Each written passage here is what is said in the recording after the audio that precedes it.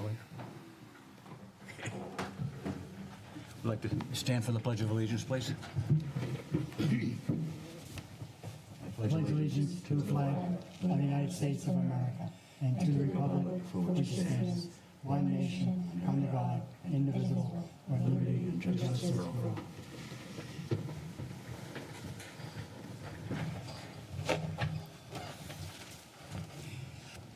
In a moment of silence this evening, I'd like to repeat what we said in the last meeting, the last recorded meeting, in the moment of silence, because apparently it wasn't picked up in sound.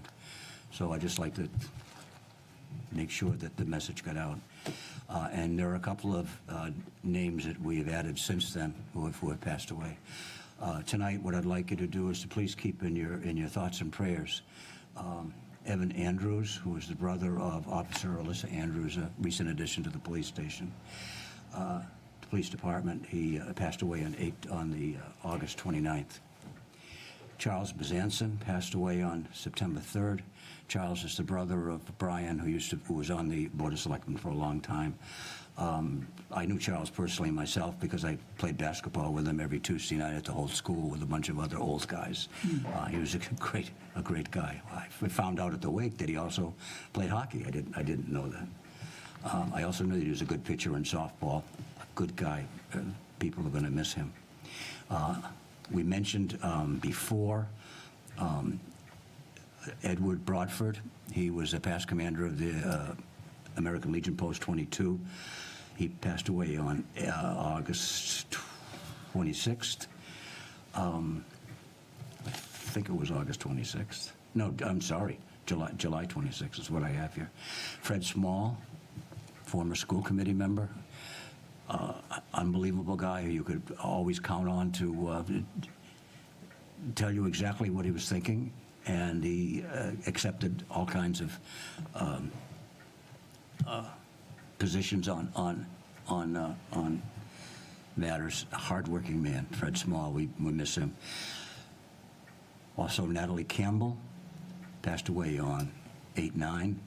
She was the wife of John Campbell, who was probably he was a collector of Whitman goods, Whitman history products. He basically ran a museum in town, and he had passed away earlier on in the year, but his wife passed away on August 9th. And then finally, Mary Ann Domestico, who was the sister of Michael Hayes. Michael Hayes, as you know, who was the town moderator, the head of the Democratic Town Committee, and a really unsung hero in Whitman.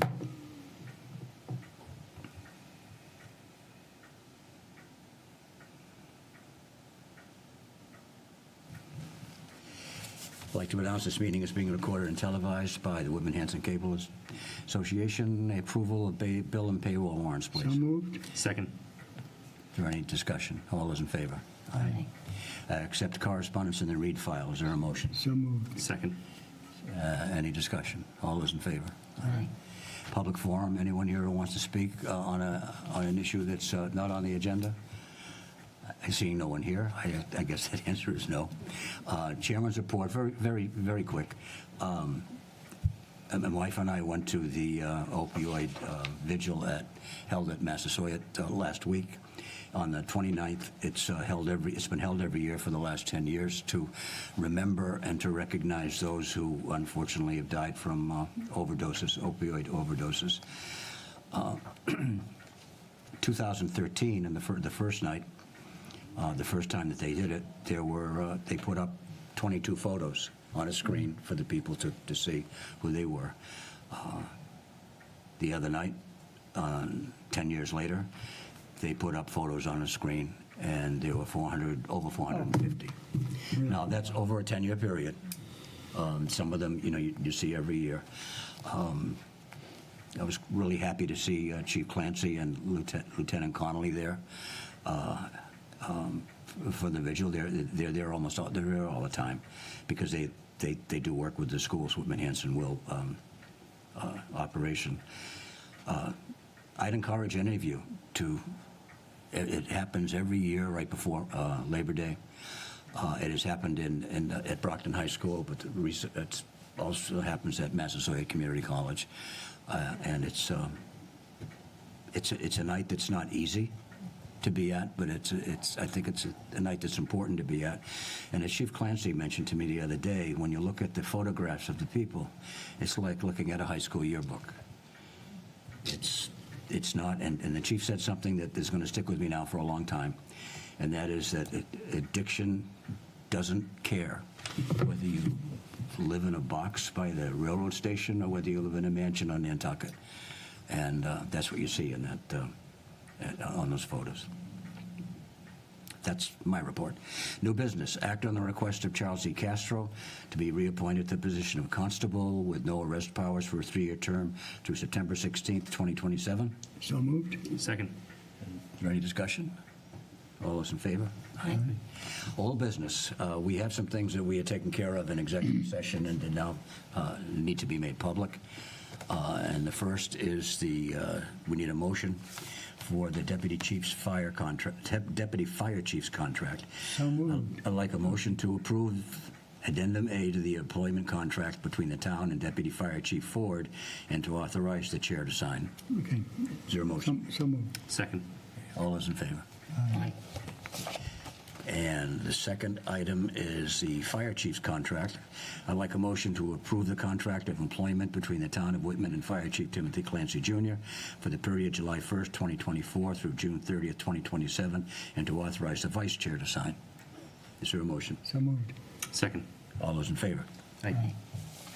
And the next item on the agenda is to act on the amended procurement card policy. Mary Beth had discussed this at the last meeting, and now's the time to vote for it. Is there a motion? So moved. Second. All those in favor? Aye. And the final item on the agenda is to announce the date and interview process for the school committee Whitman vacancies. We have received somewhere in the neighborhood of 12 or 13 resumes. Tomorrow, those resumes will be, there'll be a letter going to people. Actually, people have received the resumes already, haven't they? Correct. The 4 school committee members from Whitman and the 5 members of this board have received the resumes of people who want to replace for the next 8 months the positions vacated by the passing of Fred Small and the resignation of David Forth. And we have received either 12 or 13 resumes and letters. And what we are planning to do is to interview them on October 1st. Give each and Mary Beth will be sending out a letter to them tomorrow, telling them about the process. We'll have a meeting here, televised meeting on October 1st, and each of the 12 or 13 candidates. And the reason why I'm saying that is because there's a question about whether one of them actually fulfilled the requirements of applying, and we'll be giving each of them 10 minutes. 10 minutes to tell us why we should vote for them for the school committee membership, and what they are going to bring. Ask them to discuss what they're going to bring to the schools and to the students in their year of service. So it'll be 10 minutes. They'll be clocked. And then once the 10 minutes are over, and there will be we won't be asking questions of the people. Once the 10 minutes are over, then we're going to vote, and we'll vote for we'll find 2 candidates to take those positions. Anybody have any questions about that? Okay, and We're starting early, right? Pardon me? 6 o'clock. We're starting early. and we'll start at 6 o'clock, and hopefully we'll 10 minutes times either 12 or 13. It's going to take a little while. Yeah. 2 hours at least. What? 2 hours at least. Yeah. So there's jeopardy that night, but other than that, everything will be fine. And look forward to meeting them. We will all have had their resumes for almost a month. Mm-hmm. So there's no reason actually for them to talk about their resumes, because we have that information. What we really want to hear from them is what they're going to do for the schools, why we should vote for them, what they're going to do for the students at the schools, what's in their minds.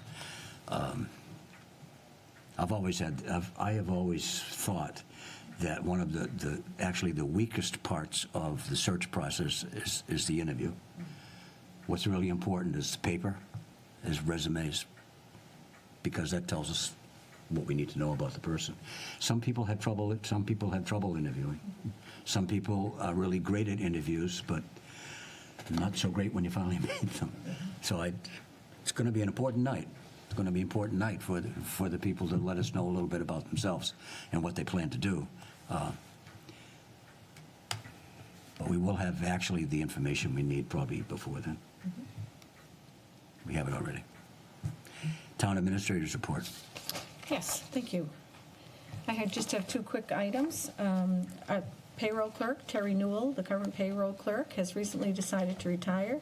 We appreciate her coming out of her retirement from the city of Taunton to come over to us. She's been a pleasure to work with over the past several years, and she will be missed. Shauna Canton has recently been hired as the new payroll clerk, and Shauna's start date is scheduled for Monday, September 23rd. So there'll be a 2-week overlap where Terry will train her for a couple of weeks. The other item is the town accountant. The town accountant, Dana Dunford, resigned from her position last week. We wish her all the best in her future endeavors. John Q. Adams is on staff as the current interim accountant, and the open position has been advertised on the town website, the MMA, Mass Municipal Association website, and it will also appear in this Thursday's edition of the Whitman Express. Anyone have any questions? Okay, given that, a motion to adjourn is in order. I'll make that motion. Is there a second? Second. All those in favor? All right.